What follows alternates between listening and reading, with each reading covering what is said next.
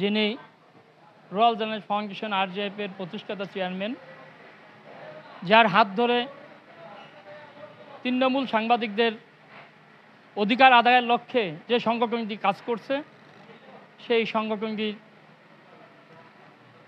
নেতাদের গুরু হিসেবে যিনি আছেন আমাদের শ্রদ্ধেয় বড় ভাই SM জহিরুল ইসলাম। আজকের এই সভায় আমরা অতিথি হিসেবে পেয়েছি আমাদের সম্মানিত প্রধান অতিথি, বিশেষ অতিথি সহ সাংবাদিকদের বিভিন্ন সময় পাশে থেকে কাজ করে থাকেন সেই নেতাদের। আমরা আজকের এই সভায় উপস্থিত হতে পেরেছে আমাদের বিভিন্ন জেলা উপজেলা থেকে আগত কেন্দ্র কমিটির বিভিন্ন গুরুত্বপূর্ণ পদে থাকা নেতাগণ। সবাইকে জানাই আমার বিপ্লবী সালাম, আসসালামু আলাইকুম। আমরা মূলত যতই চেষ্টা করি না কেন, সরকারের জায়গা থেকে যদি সাংবাদিকদের নির্যাতিত এবং অধিকার আদায়ের লক্ষ্যে যে কাজটি করা দরকার সেটা যদি না করে, তাহলে সাংবাদিকদের পক্ষে আসলে সেই কাজটি করা হয় না। শুধু বাংলাদেশে নয়, সারা বিশ্বেই আজকের এই দিবসটি বিভিন্ন জায়গায় বিভিন্ন সংগঠনের মাধ্যমে পালিত হচ্ছে, কিন্তু কোথায় সেই সাংবাদিক নির্যাতনের বিচার নেই। দেখেন, ফিলিস্তিনেতে একটি শিশু, অর্থাৎ আমাদের একটা মেয়ে, অত 12 বছর মনে হয় বয়স হবে, তাকে দেখলাম যে তার সপরিবার হারিয়ে সে সাংবাদিকদের শেষ পর্যন্ত একটি বুম হাতে নিয়ে সাংবাদিকতা শুরু করছেন। তার সেই দূর করুণ দশা আমরা দেখলে আমাদের গা শিহরে ওঠে। সারা বিশ্বে সাংবাদিক নির্যাতনের কথা কেউই আমলে নেন না। আমাদের সিনিয়র সাংবাদিকবৃন্দরা সবসময় সোচ্চার থাকেন, প্রতিটা ঘটনায় তারা গর্জে ওঠেন। কিছুদিন আগে এক সাংবাদিক তার তথ্য অধিকারের জানার জন্য তার 10 দিনের জেল। কোন দেশে আমরা আছি? যে সরকারি ক্ষমতায় আসে মুখে বলে সাংবাদিকদের পাশে থাকবে, সাংবাদিকদের কল্যাণ ট্রাস্টের হিসাব করবে, সাংবাদিক পরিবারদের পাশে থেকে তাদের কাজ করবে, কিন্তু আসলে না। যে যায় ভালোই যায়, যে আসে সে আর কিছু করে না।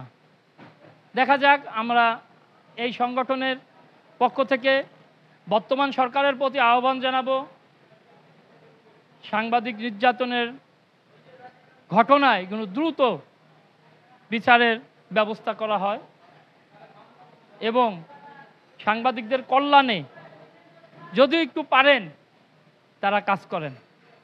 আমি কথা বাড়াবো না, আমরা কথা শুনবো, আজকে আর কথা বলবো না। আমাদের বড় ভাইরা আসছেন, সাংবাদিকবৃন্দ, কলম সৈনিক যোদ্ধারা, তাদেরকে আমি স্যালুট জানাই যে আজকের অনুষ্ঠানে আপনারা এসেছেন। আজকে সারা পৃথিবীতে এই দিবসটি পালন হচ্ছে। আমি কিছুক্ষণ আগে আসার পথে দেখলাম ধাওয়া খেলে পালিয়ে গেল ভারতীয় বিমান, হয়তো ভেতরটা পড়তে পারিনি। কি একটা চমৎকার টাইটেল দিয়েছেন। আমি মনে করি শিক্ষকদেরও শিক্ষক হতে পারে আমাদের সাংবাদিকেরা।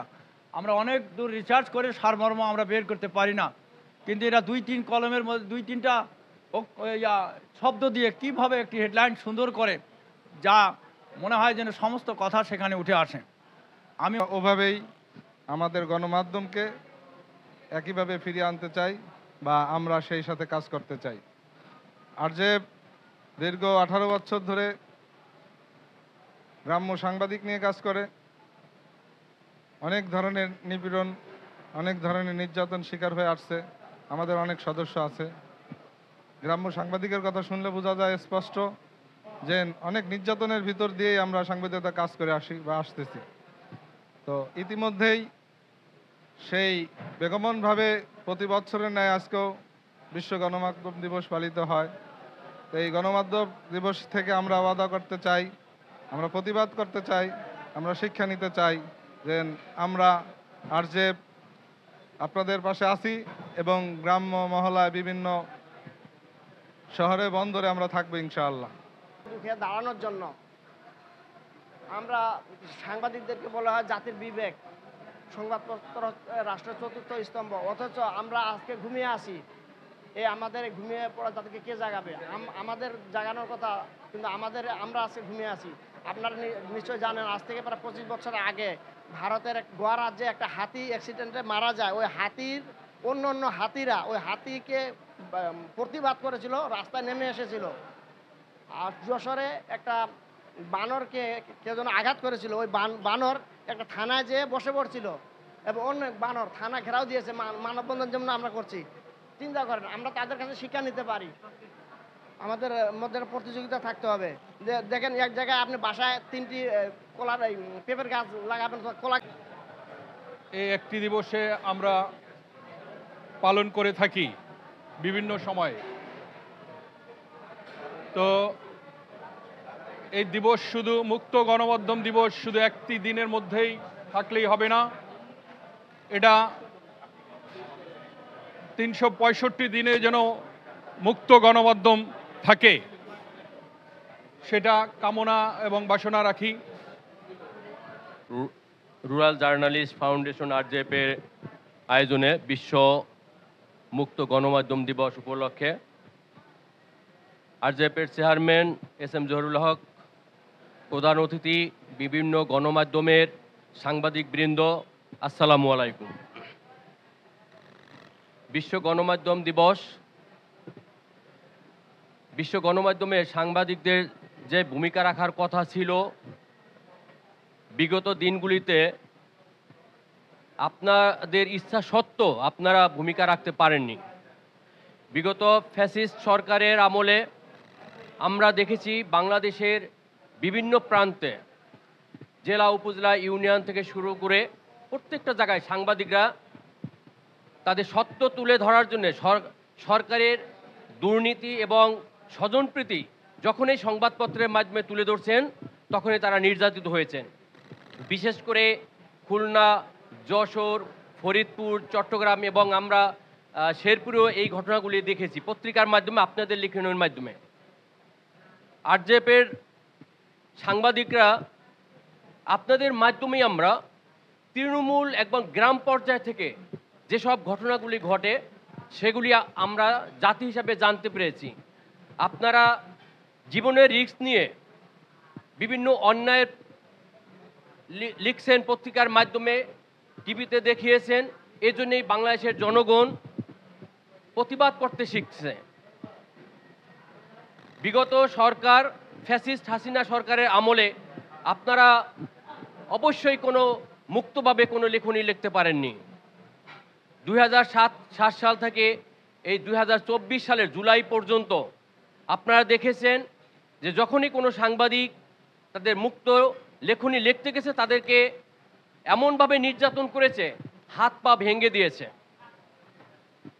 1991 সালে যখন দেশনেত্রী বেগম খালেদা জিয়া বাংলাদেশের প্রধানমন্ত্রী হন, তখনের সময় যারা সাংবাদিকতা করেছেন এবং 2001 সালে যারা সাংবাদিকতা করেছেন এবং এই 2007 সাল থেকে 2024 সাল পর্যন্ত আপনারাই বিবেচনা করবেন আপনারা কোন সময় মুক্তভাবে বাংলাদেশে সাংবাদিকতা করতে পেরেছেন। আমি অবশ্যই বলবো, দেশনেত্রী বেগম খালেদা জিয়া যখন এই বাংলাদেশের রাষ্ট্রীয় ক্ষমতায় ছিলেন 2 টার্ম, তখন অবশ্যই আপনারা মুক্তভাবে আপনাদের সংবাদ মাধ্যমগুলো জনগণের কাছে তুলে ধরতে পেরেছেন। আমি আশা করব আগামী দিনগুলিতেও যদিও রাষ্ট্রীয় ক্ষমতায় বিএনপি আসতে পারে, ইনশাআল্লাহ আপনারা বাংলাদেশের যে প্রান্ত থেকেই সংবাদ পরিবেশন করবেন, লিখবেন, ইনশাআল্লাহ আপনারা নির্ভয়ে আপনাদের কাগজের মাধ্যমে সেই সংবাদগুলো তুলে ধরতে পারবেন। সাংবাদিক ভাইরা, আমরা বিভিন্নভাবে এই বিএনপি রাজনীতি করতে গিয়ে নির্যাতিত হয়েছি, আপনারা সাংবাদিকরাও নির্যাতিত হয়েছেন। এই আওয়ামী ফ্যাসিস্ট সরকারের আমলে যে আপনাদের সাগররুনি হত্যা অদ্যাবধি আপনারা কোনো বিচার পাননি, এর জন্য আপনাদের সবাই সোচ্চার হতে হবে। এই বিশ্ব গণমাধ্যম দিবস উপলক্ষে আমি আশা করব আপনারা যারা তৃণমূলের সাংবাদিক আছেন, আপনাদের সংগঠন আরও সাংগঠনিকভাবে শক্তিশালী করবেন। এবং আমি বলতে চাই, আমি একজন ক্ষুদ্র মানুষ, এস.এম. জহুরুল হক ভাই আছে, আমি চেষ্টা করব আপনাদেরকে বিভিন্নভাবে সহযোগিতা করতে।